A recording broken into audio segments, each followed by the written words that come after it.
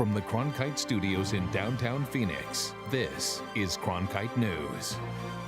As asylum seekers continue to flock to Arizona, resources are being stretched thin. So now private citizens are opening their homes and hearts to help them. Plus, a new report just out on officer-involved shootings, how Phoenix police is helping officers cope with the aftermath. Plus, triple-digit temperatures headed our way here in the valley. I'll tell you how you could soon hit 100. And honoring a fallen hero shot and killed by friendly fire in Afghanistan. How Pat Tillman's legacy lives on in Arizona 15 years after his death. Cronkite News starts now. Good evening and welcome to Cronkite News on Arizona PBS. I'm Marcella Baeto. And I'm Anthony Totri. Thanks for joining us. Migrant families seeking asylum continue to arrive every day in Arizona. Many local organizations have been helping to transition them after their release by immigration authorities. However, resources are stretched thin and now private citizens are stepping up. Cronkite News reporter Walter Panate spoke with one of these host families. Walter? You may ask yourself, what compels someone to open their home to complete strangers? We asked one Valley family that has decided to do just that. It was natural to us. It's an outgrowth of our faith, and we didn't even think twice about it. It's a busy day at Denise's Levine home. Two immigrant families from Honduras and Guatemala are now staying with her and her family as the migrants transition into the United States. It's truly overwhelming. We are always seeking out ways to meet people that we would never otherwise have occasion to meet. And this has absolutely been an avenue for us to do that. Denise says she simply heard the call to help these migrants and decided to open her doors. Host coordinators say they're still overwhelmed by the number of asylum-seeking migrants released by Immigration and Customs Enforcement. We're not telling them to come here, but they're here. Our job is to help them, to make them feel a little bit more safe, because everything that they had to go through just to get here. Vineyard Community Church in Gilbert receives migrant families every week. They are providing a hot meal, medical care, and a change of clothes. But now they're also helping to connect families with citizens that can help as hosts. After everything they went through to get here, that the least we can do is show them a little bit of compassion, a little bit of love. Hector Yaco has come from Honduras and says the most difficult part of his journey to the U.S. was being left with no food or water for long periods of time. The only thing that I thought was, my God, this is where I'm going to die with my son. Really hard. It's stories like Hector's that motivate Denise and her family to take these families in. I think people should know that there's no reason to be afraid, that the people we have hosted are no different than we are. These migrant families are only being hosted for 1 or 2 days until they can continue their journey into the U.S. and join family members who already live here. In the studio, Walter Panate, Cronkite News. The leader of an armed militia that detained hundreds of people this week near the southern border was arrested by the FBI over the weekend. That comes just days after a video of the group holding migrants against their will sparked outrage. Larry Mitchell Hopkins now faces several felony charges, including possession of firearms and ammunition. U.S. Customs and Border Protection frowns upon private groups like militias taking enforcement measures into their own hands. But the militia member says they're doing on the border is legal and similar to a citizen's arrest. Meanwhile, the ACLU is calling it kidnapping. Various private militia groups, often espousing anti-immigrant views, have patrolled the border for years now. The Phoenix Police Department is looking at ways to improve after the release of a report detailing a 6-month study of officer-involved shootings in the city. Cronkite News reporter Bryce Newberry found out about one way the department is helping officers get back on the streets after a shooting happens. Bryce? One of the key findings of this report was to provide alternative responses to mentally ill people in the community. Something else the department is working on is the mental health of officers after they're involved in a shooting. In the basement of Phoenix Police Department headquarters, we provide counseling services for both civilian swarm and their family members. Tom McSherry and his team from Crisis Preparation and Recovery have an important job. No one goes to work thinking, and today I shoot someone. It is a traumatic experience. It's taking someone's life to protect someone else's. 23 lives were taken in 2018 as a result of police force in Phoenix, the highest in the nation, more than the 14 in Los Angeles and 11 in Las Vegas. We want every Phoenix police officer and every member of our community to come home safely. City leaders pledging to make improvements and use the report's recommendations. I have reviewed their suggestions, and I'm committed to the implementation of all 9 recommendations. The recommendations include improving transparency and engagement with the community, training officers better, and increasing staffing. As those plans begin, the counseling services continue. We may do many times a group intervention, pulling together all the players that were on scene so they can all hear what occurred, because one of the things that happens is that you can become very myopic in your vision and actually have hearing exclusion. So you may not realize everything that transpired. But McSherry realizes it's a tough job. Taking someone's life is impactful.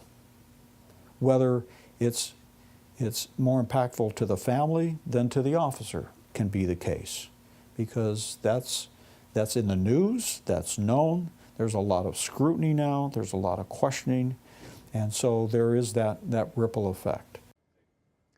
Tom McSherry's company started working with Phoenix Police Department last May and is currently under a 5-year contract to support the department. Live in the control room, Bryce Newberry, Cronkite News. Arizona Governor Doug Ducey signed a bill to ban texting and driving today. This bill comes after over a decade of work from policymakers, advocates, and survivors. Reporter Gabriela Bacara joins us live in the studio now to tell us about the consequences if you're caught using your phone behind the wheel. House Bill 2318 was signed today, but no significant consequences for using a cell phone while driving will take effect until January 2021, each offense resulting in fees that increase with each violation. Prior to 2021, officers will be giving out warnings to put the device away. The bill states that in a moving car, the driver is not allowed to operate their cell phones, including to write, send, or read any text-based communication. They are also not allowed to hold or support a mobile device with any part of their body. Governor Doug Ducey was joined by the families and victims of distracted drivers, including the family of Salt River police officer Clayton Townsend, who was killed earlier this year. Ducey says thanks to their courage and advocacy, they're doing something to change it. If we're honest, many of us have found ourselves distracted by a cell phone at one time or another. In the fortunate cases, it ends in a close call, a courtesy honk, or maybe a fender bender. But we know that that's not always the result. And for far too many families, this situation leads to a much more tragic ending.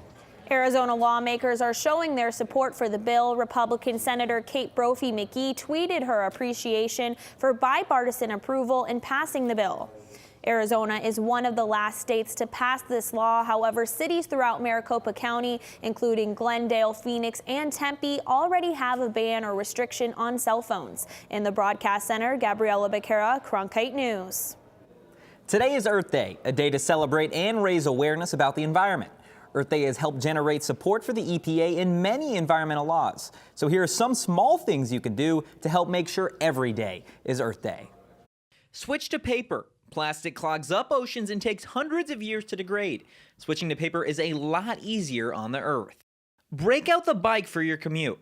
By skipping the drive 2 days a week, you can lower greenhouse gases by 16,000 pounds a year. Opt for emails. Unsubscribe from junk mail that clogs up your mailbox to save paper and trees. Shop secondhand. There are a lot of thrift and consignment stores that give clothes a new lease on life and help your wallet. Be self-aware. Calculate your carbon footprint and try to find ways to reduce your impact. Reuse. Try to find ways to reuse cups and cans to reduce your waste. While Earth Day is just once a year, these lifestyle changes could be beneficial for the other 364 days, as well as years to come. Ashley Carter is joining us live now with more on how climate change is specifically affecting us here in Arizona. Ashley? Advocates use the 49th Earth Day to address issues regarding climate change. According to climatechange.org, Phoenix and Tucson are two of 4 cities with the fastest warming temperatures in the country.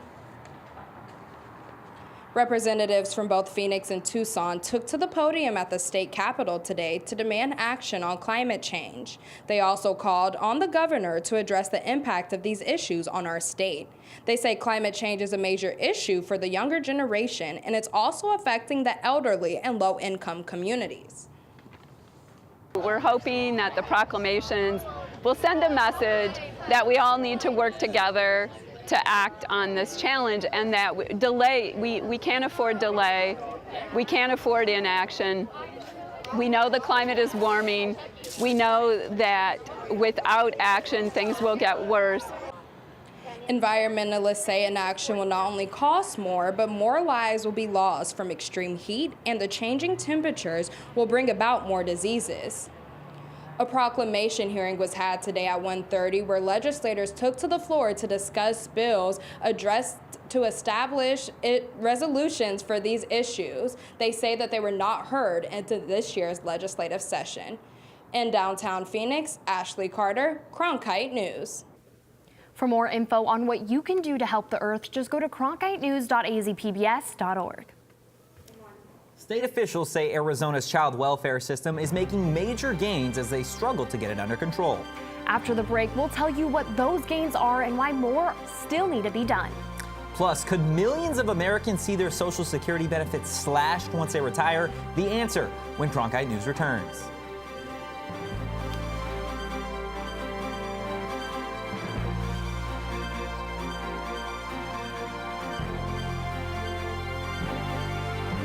Welcome to another edition of Cronkite Sports Now. I'm Taylor Rocha. Let's talk sports. For the latest on local sports and beyond, we've got you covered.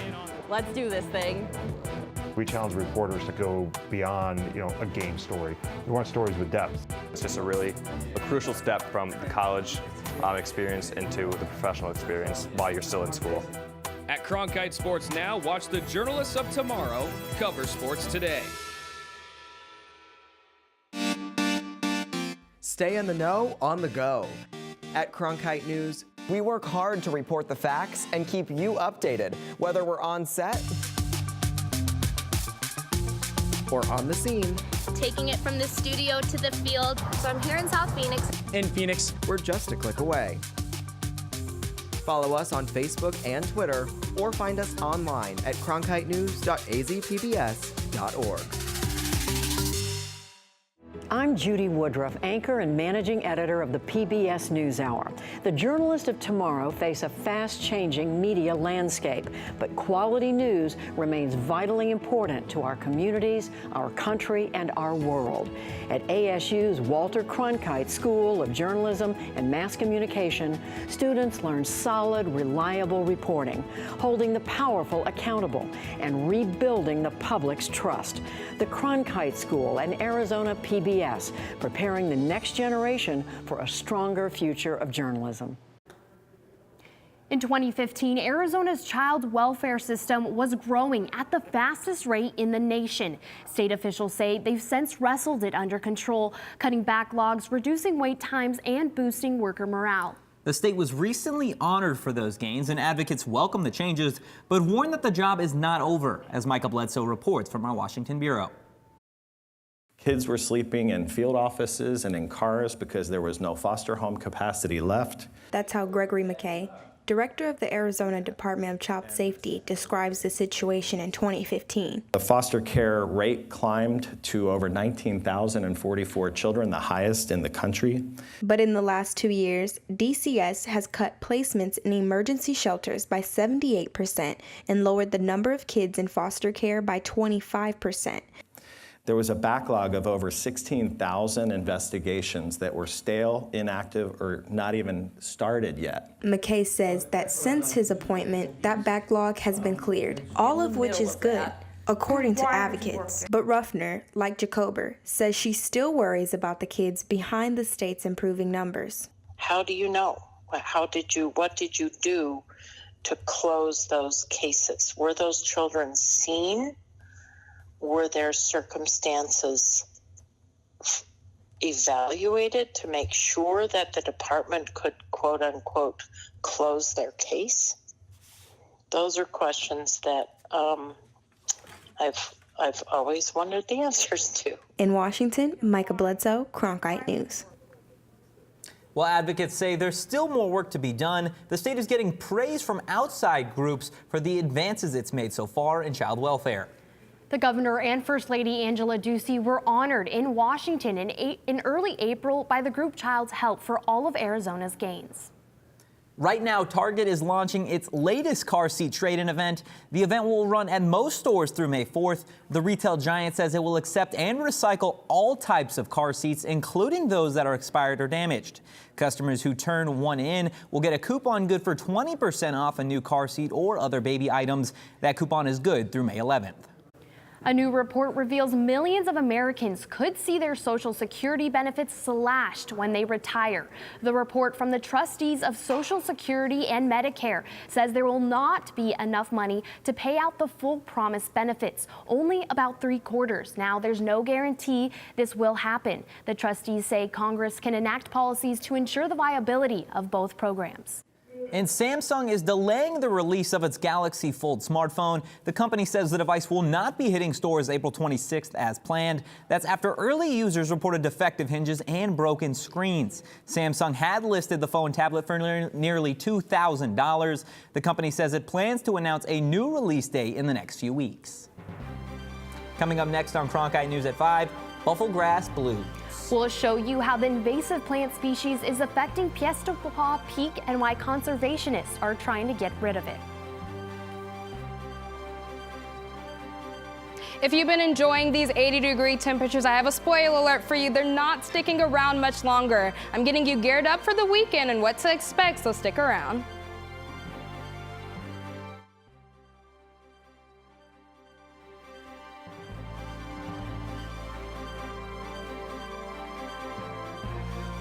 Welcome to another edition of Cronkite Sports Now. I'm Taylor Rocha. Let's talk sports. For the latest on local sports and beyond, we've got you covered. Let's do this thing. We challenge reporters to go beyond, a game story. We want stories with depth. It's just a crucial step from the college experience into the professional experience while you're still in school. At Cronkite Sports Now, watch the journalists of tomorrow cover sports today. Stay in the know on the go. At Cronkite News, we work hard to report the facts and keep you updated, whether we're on set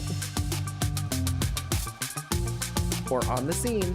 Taking it from the studio to the field. So I'm here in South Phoenix. In Phoenix, we're just a click away. Follow us on Facebook and Twitter, or find us online at cronkitenews.azpbs.org. I'm Judy Woodruff, anchor and managing editor of the PBS NewsHour. The journalists of tomorrow face a fast-changing media landscape, but quality news remains vitally important to our communities, our country, and our world. At ASU's Walter Cronkite School of Journalism and Mass Communication, students learn solid, reliable reporting, holding the powerful accountable, and rebuilding the public's trust. The Cronkite School and Arizona PBS, preparing the next generation for a stronger future of journalism. Thousands of hikers every week climb Piestewa Peak in northern Arizona. And when they do, they'll see a new campaign focused on fighting an invasive plant called buffalo grass. Cronkite News reporter Gabrielle Oliveira went out to Piestewa Peak to find out more. Buffalo grass isn't typically blue, but right now, along the trail of Piestewa Peak, it is. It's covered in a non-toxic chalk. One of the things that we noticed was that a lot of times people look at the mountain, look at any park, and they can't really tell whether or not a grass or a plant should be there. Anya Rose is with the Desert Botanical Garden. It's one of the organizations involved with the campaign by the City of Phoenix and others to help explain why this plant isn't so great for the desert. So what we wanted to do was bring attention to the fact that this plant shouldn't actually be here. We wanted to make it really visible. Buffalo grass came to Arizona from countries such as South Africa in the 1930s as a plant for livestock to graze on. Since then, it's impacted southern Arizona landscapes, especially around Tucson, and has spread to Phoenix. Create a monoculture of just buffalo grass. It will crowd out other plants, and so before you know it, you have a field of buffalo grass instead of our beautiful Sonoran desert vegetation. Buffalo grass is considered a major concern to native plants and animals. That's according to the U.S. Interior Department. This grass carries a fire load that is very heavy, and it can actually burn up to 1,600 degrees Fahrenheit, which is pretty much in the same range as lava. The Buffalo Grass Blues campaign started this month as a way to get people's attention. Eventually, we hope that this this program that we have here at Payastoa, can spread to other parks, and so we invite the community to, ask about it and to be involved and engaged in, is there buffalo grass in my park, and how can I help remove it? Sandy Barr with the Sierra Club has dealt with the removal of buffalo grass for years. I guess it's just a reminder of how we need to be careful about what we bring into our environment. There will be various activities introduced throughout the year, such as Buffalo Grass Pulling Day, in which volunteers can help with the removal of buffalo grass. In Phoenix, Gabrielle Oliveira, Cronkite News. In a statement, the city of Phoenix told Cronkite News buffalo grass has become prevalent in many of our areas, and the Buffalo Grass Blues partnership will allow us to identify the best practices for which to address the management and hopefully eradication of buffalo grass in our natural areas. Now, if you see buffalo grass, it's probably because you're on a hike, but don't stop there. It's getting a little too hot to even go out and hike. Yeah, and we still haven't seen our first 100-degree day here in the valley. When are we going to be seeing that, Ashley? Well, it's coming sooner rather than later, so get prepared for it because it is on the horizon for this week. Let's take a look at some weather headlines right now. We are going to have a big increase in our temperatures this week, so I know going into last weekend we were high and then we had a nice weekend. It's not going to be that way anymore. We're going to kind of stay consistent on those hotter 90-degree, 100-degree days. We're going to be back in the 90s starting on Wednesday, and we have our first 100-degree day projected for this weekend. Going into the next 8 hours, though, we're going to still remain in those 90-degree temperatures. In those 80-degree temperatures going for the day. On your day planner for your Tuesday, we are going to be at around 69 degrees whenever you wake up, in those 80s by your noon lunch hour, and by the time you get home from work, it's going to be around 84 degrees. Our high for tomorrow is going to be about 85 degrees. I know you can't see it right here. We're having some technical difficulties, but do not worry. On your Wednesday, we're going to be right back at 94 degrees on your Wednesday, 99 degrees on Thursday. So get geared up. If you're heading out to Pat's Run on Saturday, it's going to be around 98 degrees. So make sure to bring plenty of water and stay hydrated. On your Sunday, we're going to dip back down a little bit to 95 degrees, but it's going to stay consistently hot and warm. So even if you're an early morning hiker, you're going to still want to bring a lot of water to go and hydrate because those lows are going to be in that 70, higher 60-degree temperatures. And the Cronkite News Weather Center, Ashley Carter. And although things are heating up here in the valley, ski season isn't over in the high country. You still have a chance to hit the slopes. Arizona Snow Bowl officials say they're planning to stay open into next month, which would tie the longest season in its history.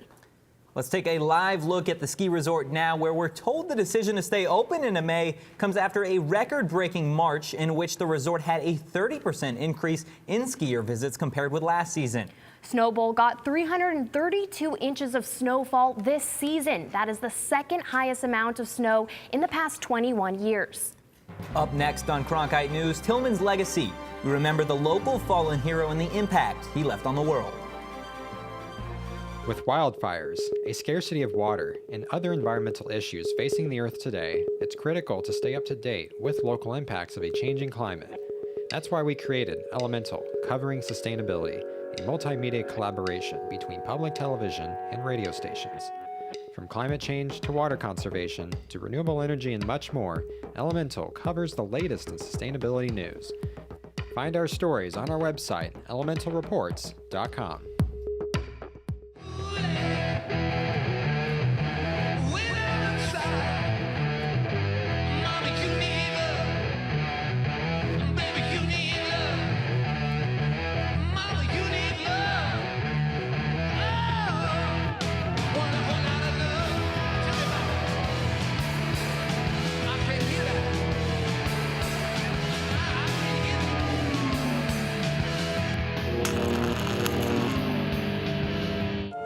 the year 2050, there will be more plastic in the ocean than fish. Before Professor Halden, I had an insane amount of passion, but I almost felt helpless because I didn't know how to use it. Professor Halden gave me a chance to make a difference. Being at a place like ASU allows you to take these big leaps. Ultimately, the biggest problems in the world cannot be solved alone. On the next Arizona Horizon, the state's fire season is approaching. We'll hear about what we can expect and a look at the history of television news in Phoenix. That's on the next Arizona Horizon. I'm Judy Woodruff. On the next News Hour, a rare interview with legendary music producer T-Bone Burnett. That's Monday on the PBS News Hour.